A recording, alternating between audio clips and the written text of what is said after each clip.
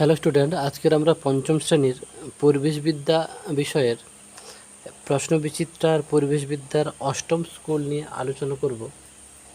দেখো, একদম প্রথম প্রশ্নটা আছে, কোন গাছের ছাল দিয়ে ভালো দড়ি তৈরি হয়? পাট উত্তর হবে। সুন্দরী গাছ কোথায় থাকে? সুন্দরবনে। নরম কাণ্ডের ছাল হলো, এগুলোর মধ্যে হবে কলা। জীবাশ্ম জ্বালানি হলো কয়লা। সূর্য থেকে পৃথিবীতে আলো আসতে সময় লাগে প্রায় 8 মিনিট। প্রজাতন্ত্র দিবস পালিত হয় 26শে জানুয়ারি। দুইয়ের দাগে দেখো, প্রথম প্রশ্ন, আমাদের দেশে বাঘের সংখ্যা কত ছিল? এটা দেখো, তোমাদের বইতে যে তথ্যটা আছে, দেখো এই বুক মানে বই, তোমাদের টেক্সট বইয়ের 127 পেজ। দেখো বইতে যেটা আছে সেটা আমি তুলে ধরলাম তোমাদের সামনে। দেখো, কবি যখন লিখেছিলেন তখন এদেশে বাঘের সংখ্যা ছিল 40,000-এর বেশি। এখন সে সংখ্যা 2,000-এরও কম। তোমরা এটাই লিখতে পারো, কেননা তোমাদের বইতেই যেটা দেওয়া আছে। তোমরা লিখবে যে কবি যখন লিখেছিলেন তখন এদেশে বাঘের সংখ্যা ছিল বা বাঘ ছিল 40,000-এর বেশি। এখন সে সংখ্যা 2,000-এরও কম। ওকে, তারপরে দেখো, দুটি লম্বা গাছের নাম। অনেক কিছু লম্বা গাছ আছে, তোমরা আপাতত নারকেল ও তাল লিখতে পারো। আমরা অক্সিজেন পাই কোথা থেকে?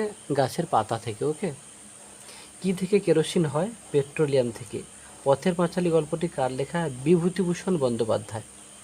এটা বইতে 152 পেজে আছে, দেখে নিতে পারো। পেপার শব্দটি কোথা থেকে এসেছে? প্যাপিরাস। আচ্ছা, 3-এর দাগের প্রশ্ন শুরু। দেখো, পশ্চিমবঙ্গের প্রধান খনিজ সম্পদ হলো কয়লা। তারপরে প্রশ্ন, মুখ্য জোয়ারের প্রধান কারণ চাঁদের আকর্ষণ।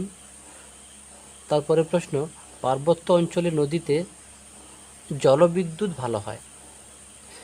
তারপরে পৃথিবীতে আলো তাপ সবই সূর্য থেকে আসে। কাগজ প্রথম তৈরি হয়ে কোথায়? চীন দেশে।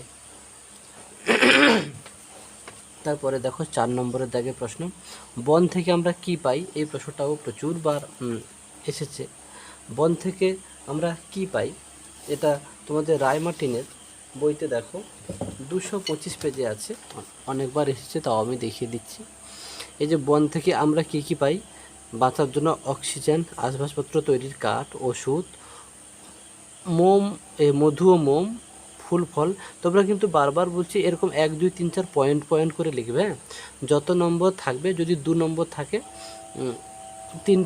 তিনটে পয়েন্ট দেবে, 4 নম্বর থাকবে 5টা পয়েন্ট দেবে, হলো মোটামুটি। আর এরকম ছোট ছোট পয়েন্ট হলে একটু বেশি করে দিয়ে আসতে পারো। বেশি করে মানে 2 নম্বরে থাকলে বড় জোর 4টে দেবে, মানে যদি ছোট ছোট পয়েন্ট হয়। নাহলে বড় পয়েন্ট হলে 2 নম্বরের জন্য 2টো পয়েন্ট, হলো 3 নম্বরের জন্য 3টে পয়েন্ট, বড় পয়েন্ট যদি হয়। আর ছোটো ছোটো হলে 2 4টে 5টা দিতেই পারো।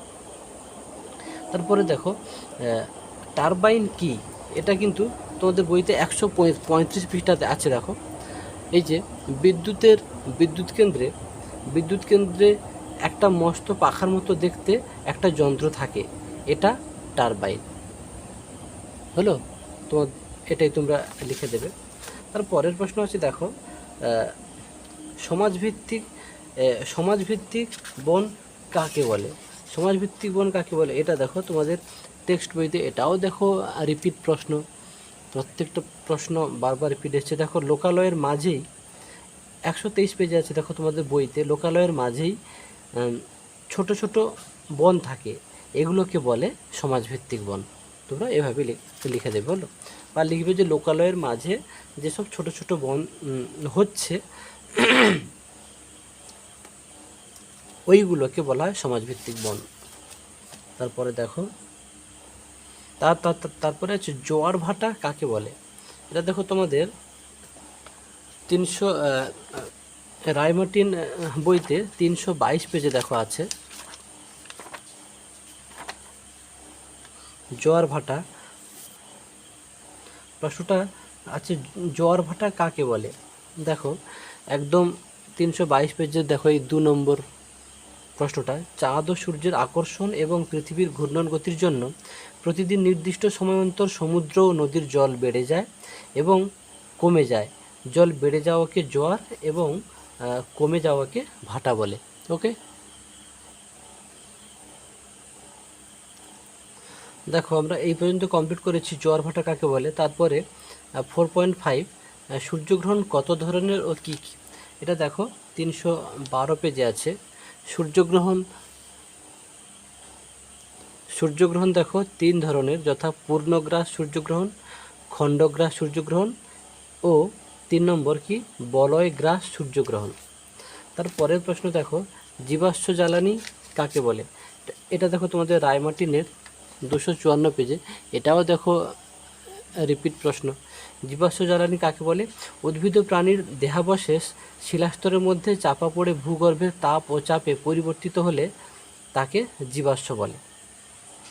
এটা যদি বলে জীবাশ্ম কাকে বলে এত দূর লিখবে, কিন্তু যদি জীবাশ্ম জ্বালানি বলে তখন এর পরেও লিখতে হবে এই জীবাশ্ম সৃষ্টির সময় জীব দেহাবশেষ ভূ অভ্যন্তরের চাপ ও তাপে এবং রাসায়নিক বিক্রিয়ায় পরিবর্তিত হয়ে যখন জ্বালানি খনিজে পরিণত হয় তখন তাকে জীবাশ্ম জ্বালানি বলে, যেমন কয়লা, খনিজ তেল প্রভৃতি।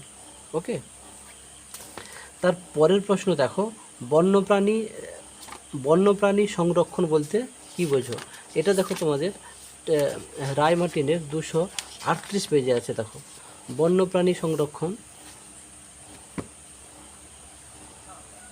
দেখো একদম রায়মার্টিনের 238 পেজে উপরে বন্যপ্রাণী সংরক্ষণ কাকে বলে না, বন্যপ্রাণী সংরক্ষণের মধ্য দিয়ে বনের বিভিন্ন জীবজন্তু রক্ষা করার ব্যবস্থাকে বন্যপ্রাণী সংরক্ষণ বলে। হলো, এতদূর তোমরা লিখে দিতে পারো। আর যদি দেখো যে বেশি নম্বর আছে, এটা 2 নম্বর আছে, লিখে দিতে পারো। নাহলে আরেকটু লিখবে যে কৃত্রিম কখনো কখনো কৃত্রিমভাবে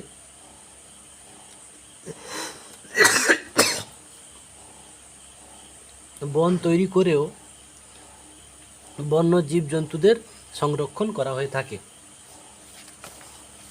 তারপরে প্রশ্ন দেখো উপগ্রহ কাকে বলে যারা গ্রহের চারপাশে ঘোরে। হলো, এটা রায়মার্টিনের 331 পেজেও আছে, তোমরা এই উত্তরটাও লিখতে পারো।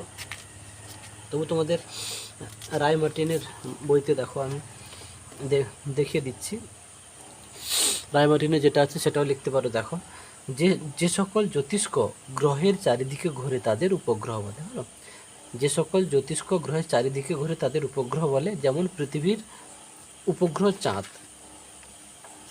তারপরে প্রশ্ন দেখো সোলার লাইট কি। সোলার লাইট কি, এটা তোমাদের রায়মার্টিনের বইতে দেখো 260 পেজে আছে। দেখো এই যে সোলার লাইট, যাতে বই নেই তারা লিখে নেবে। সৌরশক্তি থেকে তৈরি বিদ্যুৎ দিয়ে যে লাইট জ্বালানো হয় তাকে সোলার লাইট বলে। হলো, যেহেতু 2 নম্বর আছে আর একটু লিখতে পারো যে এই লাইটের ক্ষেত্রে খানিকটা উঁচুতে কাঁচ দিয়ে ঢাকা একটি সোলার প্যানেল থাকে যা দক্ষিণ দিকে সামান্য হেলিয়ে রাখা হয়।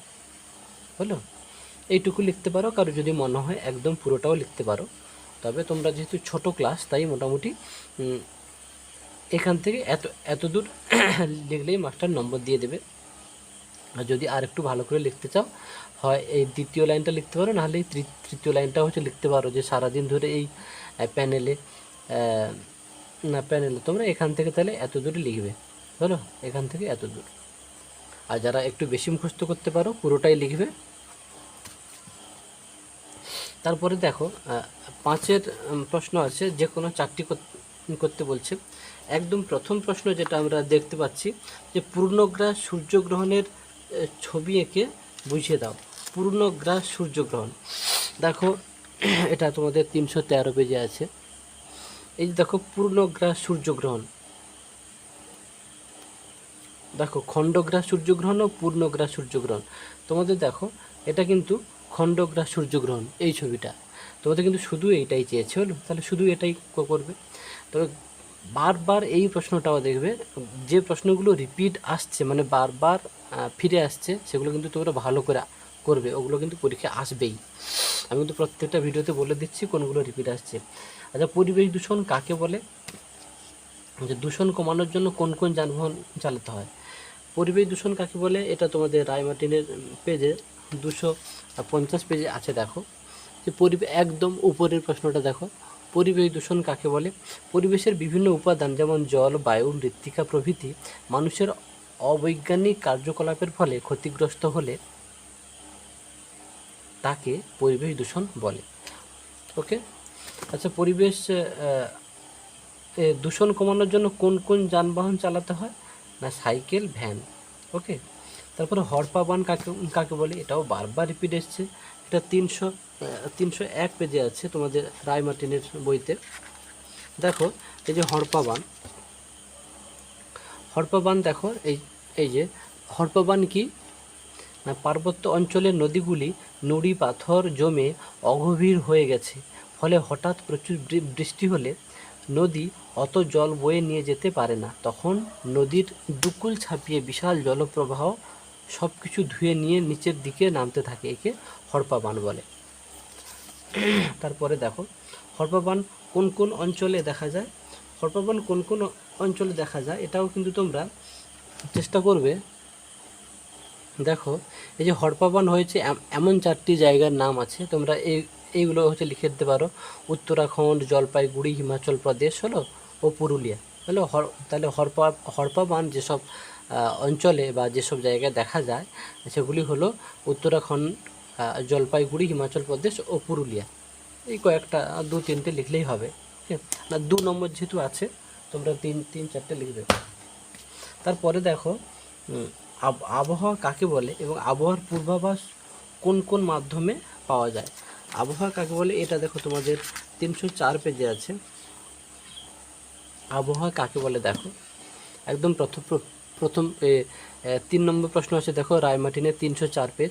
কোনো নির্দিষ্ট স্থানের নির্দিষ্ট সময়ে বায়ুর উষ্ণতা, আর্দ্রতা, বায়ুপ্রবাহ, বায়ুচাপ, মেঘাচ্ছন্নতা, বৃষ্টিপাত প্রভৃতি উপাদানের সামগ্রিক অবস্থাকে আবহাওয়া বলে। ওকে, আচ্ছা, বলছে আবহাওয়ার পূর্বাভাস কোন কোন মাধ্যমে পাওয়া যায়? ওকে, এটা দেখো এই দ্বিতীয় প্রশ্নটা 5.4 এর আবহাওয়ার পূর্বাভাস কোন কোন মাধ্যমে পাওয়া যায়, এটা কিন্তু মাধ্যমে বলতে কোথা থেকে জানা যায় হলো এটা দেখো 303 পেজে। এইটা যেমন ধরো টেলিভিশন, খবরের কাগজ, আবহাওয়ার পূর্বাভাস টেলিভিশন, খবরের কাগজ, রেডিও, ইন্টারনেট প্রভৃতি থেকে জানা যায় হলো। তারপরে দেখো জলচক্রের ছবি, এটাও কিন্তু বারবার রিপিট আসছে। যে প্রশ্নগুলো রিপিট আসছে সেটা কিন্তু বারবার বলছি, তোমরা খুব ভালোভাবে করে রাখবে, ওগুলো প্রশ্নে আসবে। জলচক্রের ছবি এঁকে তার সম্বন্ধে বুঝিয়ে দাও, যেহেতু এটা 4 নম্বর আছে, এটা কিন্তু তোমাকে পুরোটা লিখতে হবে। ওকে, দেখো এই যে জলচক্রের ছবিটা, এই জলচক্রের এই ইয়েটা দেবে, তারপরে এইটা কিন্তু তোমরা লিখবে। ওকে, তারপরে দেখো পশ্চিমবঙ্গের ম্যাপের ওপর যে কোনো 4টি অঞ্চল চিহ্নিত করো। তাহলে এটা ম্যাপ লাগবে হলো, ম্যাপের ওপর যে কোনো 4টি অঞ্চল মানে যে কোনো 4টি জায়গার নাম তোমাকে লিখতে হবে ম্যাপে যেই জায়গায় অবস্থিত আছে।